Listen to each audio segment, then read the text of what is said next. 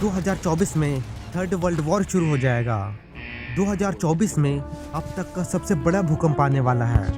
साल 2024 में भयंकर बाढ़ आएगी जो पूरी दुनिया में तबाही मचाएगी। दुनिया का अंत काफ़ी नज़दीक है। क्या ये सारी प्रेडिक्शंस सच होने जा रही हैं या फिर ये भी 2012 के प्रेडिक्शन की ही तरह एक होक्स है? नया साल की शुरुआत हो चुकी है और इसकी शुरुआत इस तरह से होगी ये मैंने बिल्कुल भी नहीं सोचा था, क्योंकि अभी करंट ग्लोबल सिचुएशन बिल्कुल भी सही नहीं चल रही है। नया साल शुरू होने से पहले ही कोविड-19 का नया वेरिएंट JN.1 ने इंडिया में तेजी से फैलना शुरू कर दिया है और अभी JN.1 के केसेस इंडिया में सबसे ज़्यादा देखे जा रहे हैं और ये बिल्कुल भी अच्छी खबर नहीं है।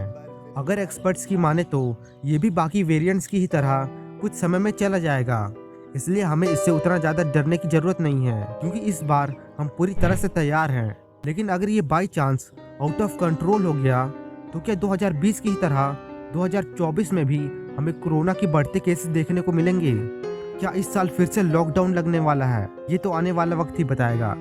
लेकिन नए साल में कोरोना के साथ साथ एक और चीज़ इंटरनेट पर वायरल हो रही है, वो है दुनिया के खत्म होने की प्रेडिक्शंस। इंटरनेट पर हर जगह यही न्यूज़ छाई हुई है कि क्या 2024 में दुनिया खत्म हो जाएगी? क्या ये हमारे अंत की शुरुआत है?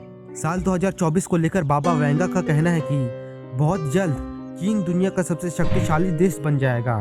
इस बदलाव से साल 2024 में धरती के मौसम पर बुरा असर होगा, जिससे टेम्परेचर एकदम बिगड़ जाएगा। इसकी वजह से ठंडी जगह गर्म और गर्म जगह ठंडी हो सकती हैं।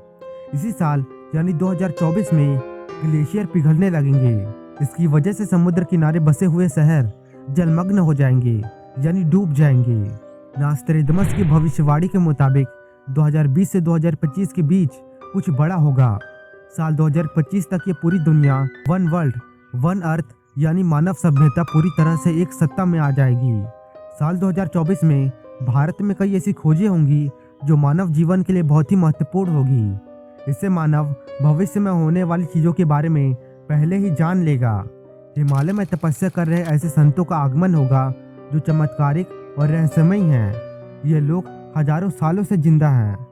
अगर हम इन सभी प्रेडिक्शंस को डीपली एनालाइज करें और ये समझने की कोशिश करें कि आखिर ये कहना क्या चाहते हैं, तो ये प्रेडिक्शंस सिर्फ एक ही चीज़ कहने की कोशिश कर रहे हैं, वो है थर्ड वर्ल्ड वॉर। इन प्रेडिक्शंस के हिसाब से 2024 में थर्ड वर्ल्ड वॉर शुरू हो जाएगा, जिसकी वजह से ये पूरी दुनिया खत्म हो जाएगी या एक नए युग की शुरुआत होगी। इसकी वजह रशिया यूक्रेन वॉर और इसराइल हमास वॉर हो सकती है, जो थर्ड वर्ल्ड वॉर को स्पार्क कर सकता है। सबसे पहले हम बात करते हैं रशिया यूक्रेन वॉर की। तो रशिया यूक्रेन वॉर को लगभग 2 साल होने वाले हैं और अभी भी जंग जारी है, जिसकी वजह से रशिया का काफ़ी सारा नुकसान हो रहा है। और यहीं पर कई लोगों का कहना है कि इस जंग को ख़त्म करने के लिए पुतिन न्यूक्लियर वेपन का इस्तेमाल कर सकते हैं। लेकिन मैं आपको बता दूं कि वो ऐसा बिल्कुल भी नहीं करेंगे, क्योंकि अगर उन्हें ऐसा करना होता तो वो अब तक कर चुके होते, क्योंकि उन्हें पता है कि उनके इस फैसले से पूरी दुनिया का नक्शा बदल सकता है। इससे पूरी दुनिया से मानव जाति का हमेशा के लिए सफाया हो सकता है और उन्हें ये चीज़ अच्छे से पता है। तो इस जंग में तो वो न्यूक्लियर वेपन का इस्तेमाल नहीं करने वाले हैं, फिलहाल तो नहीं। और यही चीज़ इसराइल भी जानता है। इनफैक्ट इसराइल ही नहीं, ये चीज़ तो पूरी दुनिया जानती है कि न्यूक्लियर वेपन का इस्तेमाल करने का अंजाम क्या हो सकता है। तो बहुत ही कम चांसेस है कि इन वॉर्स में न्यूक्लियर वेपन का इस्तेमाल हो।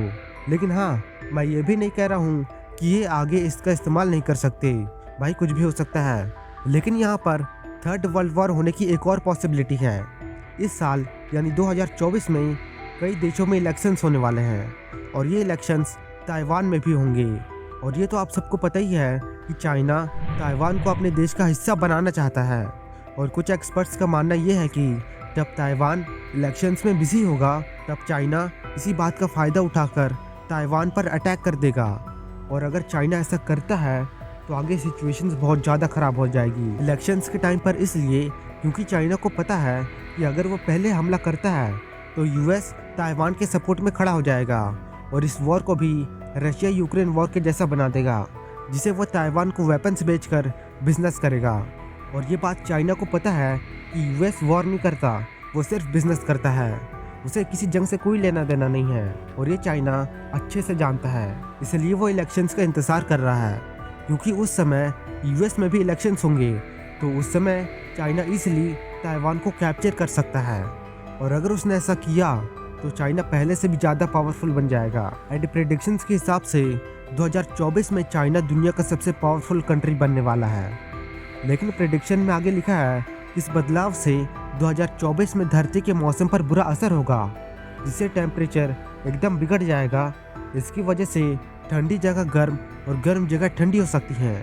इस साल 2024 में ग्लेशियर पिघलेंगे। इसकी वजह से समुद्र किनारे बसे हुए शहर जलमग्न हो जाएंगे, यानी डूब जाएंगे। अब इसका क्या मतलब है? चाइना की सुपर पावर बनने से क्लाइमेट का क्या लेना देना?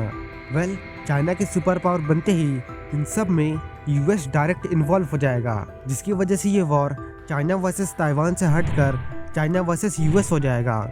और अमेरिका के साथ साथ सारी नेटो कंट्रीज चाइना के खिलाफ हो जाएंगी और यहाँ से शुरू हो जाएगा थर्ड वर्ल्ड वॉर। और इसकी वजह से क्लाइमेट का बैलेंस बिगड़ने लगेगा। लेकिन आफ्टर ऑल कुछ एक्सपर्ट्स का मानना है कि थर्ड वर्ल्ड वॉर होने के सिर्फ 25 से 30% चांसेस ही है। अब आगे क्या होगा ये तो आने वाला समय ही बताएगा। और क्या आपको एक चीज़ पता है कि साइंटिस्ट के अकॉर्डिंग 2024 से 2030 के बीच एक और चीज़ होने वाली है, ज़ॉम्बी एपोकलिप्स।